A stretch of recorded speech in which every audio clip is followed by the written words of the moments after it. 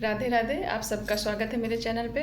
मैं आज आपको एक विशेष जानकारी देने वाली हूँ, जो कि देखिए शिवरात्रि के बारे में। शिवरात्रि कब है, किस दिन हमको व्रत करना है और कैसे इसकी शुरुआत करना है, तो इसके बारे में चलिए मैं आपको जानकारी देती हूँ। देखिए, सबसे पहले हम जानते हैं शिवरात्रि कब पड़ती है और कैसे इसको करते हैं। शिवरात्रि देखिए, जैसे हर महीने में एकादशी प्रदोष होता है, उसी तरह शिवरात्रि हर एक महीने की महाशिवरात्रि होती है। हर महीने में कृष्ण पक्ष में प्रदोष के दूसरे दिन या उसी दिन जिस दिन रात्रि के समय 14 पड़े, यानी 13 को प्रदोष है और 14 तिथियाँ, जैसे एकादशी, द्वादश, 13, 14 हिंदी तिथियाँ, उसी में रात्रि के समय जब पड़ती है तब हम उसको शिवरात्रि कहते हैं। उस दिन शिवरात्रि का व्रत किया जाता है। देखिए, बहुत लोग महाशिवरात्रि का व्रत करते हैं हर महीने के, लेकिन जो फागुन महीने की शिवरात्रि है ये महाशिवरात्रि कहती है, इसको महाशिवरात्रि कहते हैं। तो चलिए, ये कब पड़ रही है मैं आपको पहले इसकी जानकारी दे देती हूँ। देखिए, ये 15 फरवरी 2026 में पड़ेगी। 15 फरवरी दिन रविवार है। इस दिन इसकी शुरुआत देखिए 13 से, यानी कि जो कि शनि प्रदोष पड़ेगा। तो एक दिन पहले आपका जो भी बहनें व्रत करना चाहे तो शनि प्रदोष पड़ रहा है 14 तारीख को, और 15 तारीख को फिर शिवरात्रि, यानी रात्रि के समय 14 पड़ेगी। तो इसलिए उस दिन 2026 में 15 फरवरी दिन रविवार को शिवरात्रि मनाई जाएगी।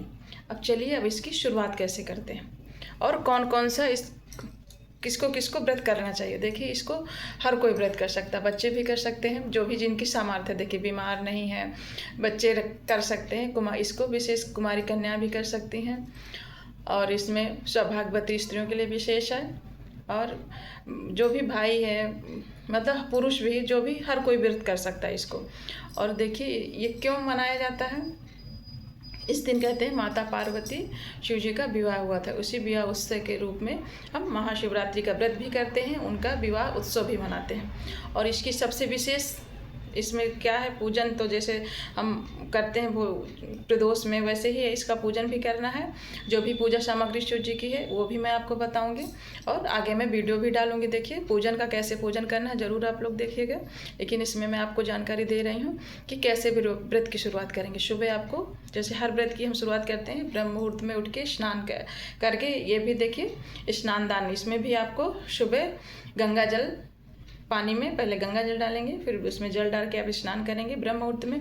फिर कोई भी व्रत करते हैं जैसे, तो उसका संकल्प लिया जाता है, तो आप संकल्प लेंगे शिवरात्रि व्रत का। फिर आपकी जैसे सामर्थ्य, जैसे कि आप बीमार नहीं हैं, आपको कैसे व्रत करना है, आपको फल खा के फलहारी रहना है, वैसे निर्जला व्रत भी किया जाता है। और इस व्रत का देखिए विशेष पूजन है, इसमें रात्रि का जागरण, आपको इसमें अखंड ज्योत जलानी पड़ती है।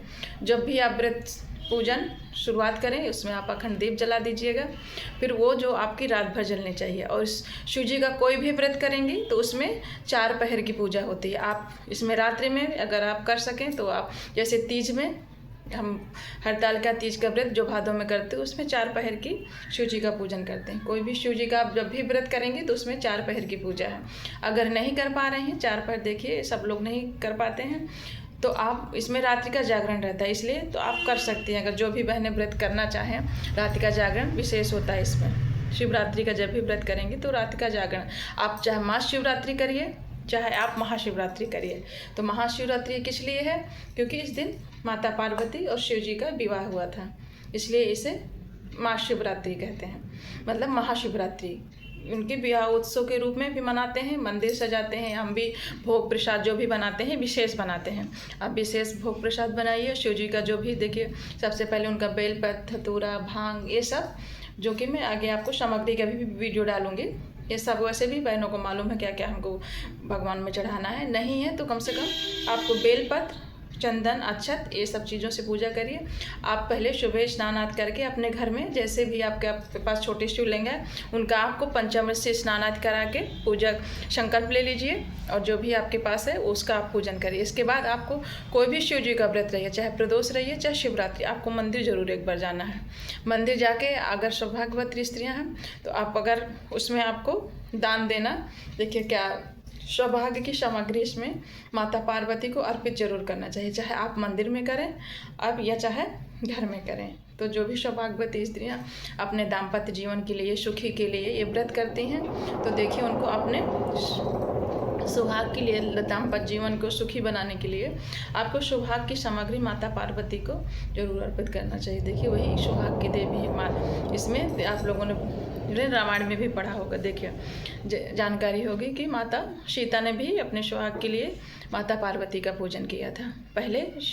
उन्होंने पहले माता पार्वती से आशीर्वाद लिया था, इसके बाद फिर उनका विवाह हुआ था। तो इसीलिए कुमारी कन्या भी माता पार्वती के आशीर्वाद पाने के लिए देवव्रत करेंगी। जो भी सौभाग्यवती स्त्रियां हैं वो उसमें सुहाग की सामग्री अवश्य चढ़ाएं, चाहे आप मंदिर में जाके या अपने घर में। और जो भी चढ़ाएंगी उसको प्रसाद रूप में आप साल भर उसका पहने, यानी सिंदूर है तो उसको साल भर आप लगा सकती हैं, चूड़ियाँ भी पहन सकती हैं। ज़्यादा आप दान नहीं करिए, इसको आप अपने पास रखिए। और बाकी का देखिए, तीज में जैसे हम 2 सामग्री रखते हैं, एक दान में देते हैं और एक अपने पास रखते हैं। तो अगर आप एक ही सामग्री अगर कर रही हैं, तो अगर मंदिर में कर रही हैं तो फिर आपको दान देना पड़ेगा, उसी में से थोड़ा सा चाहे ले आइए। लेकिन आप घर में जो भी माता पार्वती को आप अर्पित करें वो आप अपने पास रखिए और उसको साल भर माता पार्वती का प्रसाद समझ के, आशीर्वाद समझ के उसको आप अपने पास रख के उसको इस्तेमाल करिए क्योंकि वो माता पार्वती का आशीर्वाद रूप में है।